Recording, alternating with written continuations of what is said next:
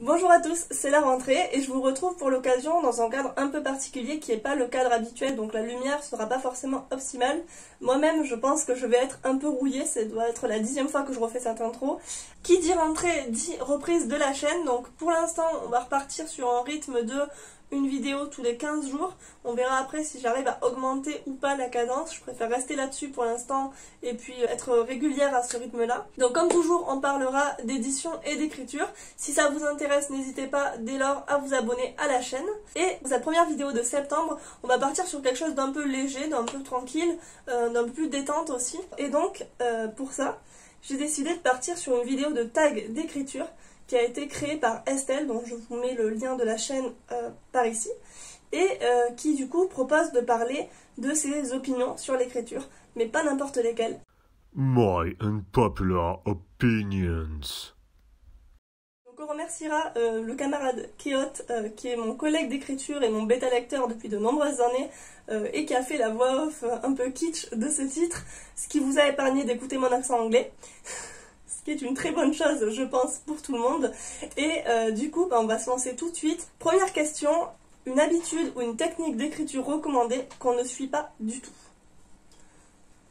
Alors moi, je dirais, pour le coup, que c'est écrire tous les jours. C'est vraiment quelque chose que je ne fais pas, que je voudrais faire, que je recommande, moi aussi d'ailleurs. Pourquoi je le recommande? Parce que en écrivant tous les jours, vous avez un rythme, une régularité qui fait que c'est plus facile de se mettre, de se plonger dans ses travaux et de se mettre à écrire. Mais dans les faits, il y a quelque chose qui s'appelle la vie et les impondérables de la vie et qui font que souvent c'est compliqué de mettre ça en place et d'écrire tous les jours. Alors en soi, moi ce qui a fait que je ne le suivais pas, c'était pas tant la difficulté à trouver du temps, parce que comme je suis quelqu'un de très organisé, j'aurais pu tout à fait caler des plages horaires réguliers. Mais en fait c'est le manque de volonté. Je me suis rendu compte que en m'astreignant comme ça à écrire par exemple de 8h à midi et de midi à, enfin de 2h à 5h, je perdais vraiment l'enthousiasme et l'envie d'écrire, et du coup ça devenait quelque chose de contraint, de forcé, qui du coup altérait mon rapport à l'écriture. Et donc j'ai préféré plutôt me ficher la paix, me ménager, essayer toujours d'être régulière, mais en gardant une certaine souplesse sur mes envies d'écrire, ce qui fait que finalement je ne vais pas suivre un programme scolaire bête et méchant, et que les jours où j'arrive pas à écrire parce que j'ai pas eu envie, parce que j'ai pas eu le temps, parce que j'ai pas eu les idées, je vais essayer finalement de me ficher un peu la paix avec ça, tout en gardant en tête que le reste du temps quand même j'essaie d'être régulière. Question numéro 2.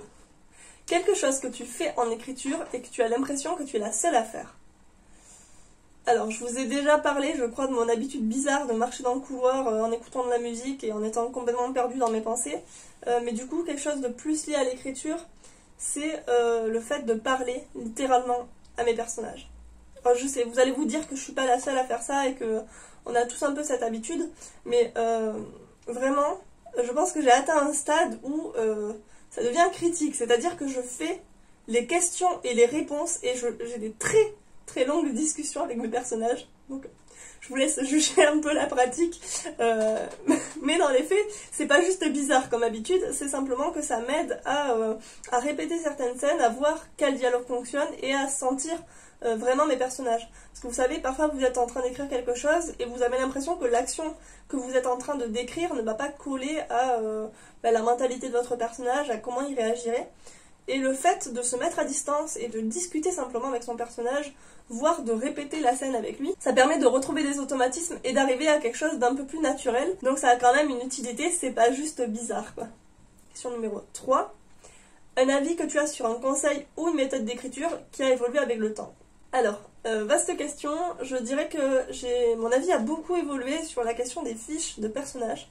Puisque avant j'étais ce genre de personne qui haïssait les fiches de personnages, et qui en faisait parce que, comme je vous disais, j'avais une pratique un peu bête et méchante de l'écriture, on me disait que ça fonctionnait, donc je voulais à tout prix appliquer ça, et en fait ça marchait pas, parce que pour moi quand je faisais une fiche de personnage, c'était un exercice un peu stérile, je me disais mais... Enfin, tu as ta fiche, tu colles des adjectifs un peu au hasard, mais ça sort de rien, c'est basé sur rien, ça s'appuie sur rien. Et du coup, j'avais vraiment l'impression que, en bâtissant mon personnage de cette manière, je lui collais des adjectifs ou des caractéristiques ou des goûts de façon un peu hasardeuse, comme on aurait joué à la loterie en fait. Et non seulement ça m'aidait pas du tout dans ma pratique, mais en plus j'avais vraiment l'impression de perdre du temps en faisant ça. Et en 2019-2020, j'ai écrit un roman contemporain avec 4 personnages, donc un roman polyphonique avec 4 personnages qui se partageaient la parole. Et du coup, j'ai été vraiment obligée de les caractériser de façon propre et de façon, comment dire, approfondie, ces personnages-là. Donc, il fallait que j'arrive vraiment à les sentir et à les comprendre. Et je me suis très vite rendu compte que j'avais atteint mes limites, en fait, en tant qu'autrice avec ce roman-là. Donc, qu'est-ce que j'ai fait après avoir pleuré et m'être roulé en boule dans mon lit et m'être accusée d'être nulle, j'ai décidé de suivre une masterclass, qui était une masterclass d'écriture de Cécile Duquesne, qui m'a permis en fait de reprendre les bases. Et cette masterclass, je vous mettrai l'intitulé, mais elle concernait à la fois la création de personnages et de l'intrigue. Et dedans, il y avait un module qui était consacré aux fiches de personnages et à la création de fiches. Ce qui était très intéressant, c'est que Cécile déconstruisait complètement l'approche qu'on peut avoir des fiches de personnages. Du coup, il y avait quelque chose de beaucoup plus organique, de beaucoup plus évident. On n'était pas du tout dans, voilà, comme je disais, le choix hasardeux de est-ce qu'il aime la glace à la fraise ou à la vanille. C'était vraiment quelque chose qui avait du sens. Ça a été une révélation parce que je me suis rendu compte que je faisais très mal mes fiches de personnages. Et en fait, maintenant, je ne peux plus m'en passer. Voilà. Et donc, merci Cécile. Et du coup, je milite maintenant pour la bonne utilisation des fiches de personnages. Question numéro 4. Un genre littéraire ou un point de vue que tu n'écriras sûrement jamais. Alors ça, pour le coup, ça a été très facile d'y répondre. Le genre que je ne pense, avec de gros guillemets parce qu'on ne sait jamais, ne jamais écrire, c'est vraiment pour moi le thriller ou le polar. Alors c'est quelque chose que j'adore, thriller, polar et roman d'enquête. J'adore ça, j'en lis énormément, j'en regarde énormément, mais je suis incapable d'en écrire.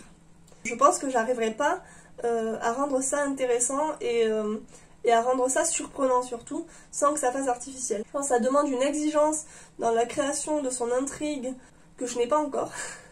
Et du coup, c'est quelque chose, je me sentirais complètement incapable de le faire, même si ça m'intéresse beaucoup. Question numéro 5.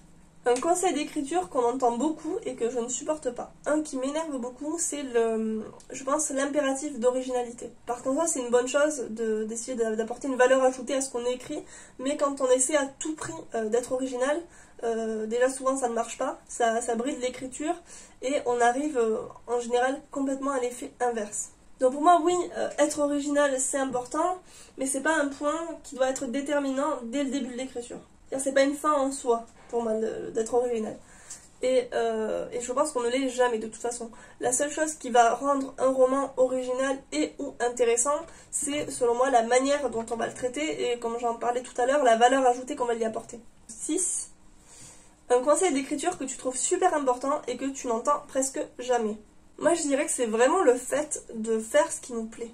Et dans le sens ce qu'on a envie d'écrire, et ce qui nous fait vibrer au-delà de tout impératif de qualité, d'originalité, comme je disais plus haut. Alors ça fait très bateau dit comme ça, mais c'est vraiment quelque chose qui pour moi est essentiel et que je suis forcée de me rappeler régulièrement quand je commence un projet. En fait, quand on commence à écrire, souvent on écrit pour le plaisir et par la suite, quand on essaie de démarcher des éditeurs ou même d'en vivre, en fait, je trouve qu'on a tendance à perdre ce rapport-là, ce rapport vraiment plaisir à l'écriture. Et si je devais garder qu'un seul conseil, c'est ça. Vous êtes votre propre lecteur, le plus important c'est ce qui se passe entre vous et la page quand vous écrivez. Donc, faites-vous plaisir. Vraiment, faites-vous plaisir, c'est important. Alors, question numéro 7. Une pratique reconnue comme mauvaise, mais que tu fais quand même.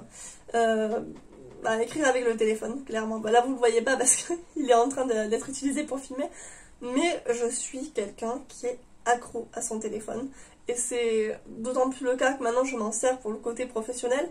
Donc, ça me sert aussi un peu d'excuse parfois. Mais je sais que c'est très bon d'écrire en coupant son téléphone et en ne l'ayant pas à côté, mais moi j'en suis incapable. Question numéro 8 et dernière question. Un style de personnage que tu as beaucoup essayé d'écrire, mais tu n'y arrives pas. Je dirais que c'est les personnages méchants, ou mauvais, de façon générale, mais mauvais de façon gratuite, parce que ça existe en fait. Les gens mauvais, ça existe dans la vie, ça existe dans la fiction, Et c'est vrai que moi j'ai beaucoup essayé d'écrire ce type de personnage là que je trouve très intéressant en demeurant, et je n'y arrivais pas parce que c'est tellement aux antipodes de ce que je suis et de mes convictions et de ma façon de voir le monde que en fait ça sonnait faux. Et c'est justement ce qui s'est passé avec mon dernier roman en cours. Ça fait 2 ans que j'essaie de l'écrire, c'est pas pour rien. C'est parce qu'au début, mon héroïne était quelqu'un d'artificiel et d'assez faux. Elle avait tendance à ne pas dire ce qu'elle ressentait, à utiliser les autres pour son propre intérêt et à être méchante en fait. Et en fait ça ne fonctionnait pas parce que je n'étais pas investie dans ce que j'écrivais, j'arrivais pas à la comprendre et du coup ça se sentait, puisque on voyait que j'avais une certaine distance vis-à-vis du personnage. J'ai réalisé que je n'arriverais pas à l'écrire de cette manière et donc j'ai remodelé un peu le personnage pour en faire autre chose. Donc voilà, à chaque fois que j'ai essayé d'écrire des persos méchants, ils redevenaient soit gentils, soit ils étaient complètement faux et complètement stéréotypés. Donc peut-être qu'un jour j'y arriverai, hein, va-t-on savoir, mais pour l'instant c'est pas le cas.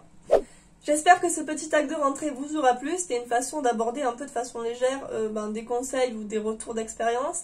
Moi c'est quelque chose que j'apprécie toujours de faire. Si ça vous plaît, n'hésitez pas à retrouver la chaîne de Estelle qui est à l'origine du tag. Et puis je vous mets aussi donc les questions en barre d'infos si vous voulez le reprendre à votre compte. J'en profite pour vous rappeler qu'on repasse à un rythme de 2 vidéos par mois le jeudi à 18 h et que mes prestations donc d'accompagnement à l'édition et de bêta lecture sont à nouveau ouvertes. Donc si ça vous intéresse, je vous mets tout en barre d'infos. Et en attendant, je vous dis à très vite et je vous souhaite une bonne rentrée.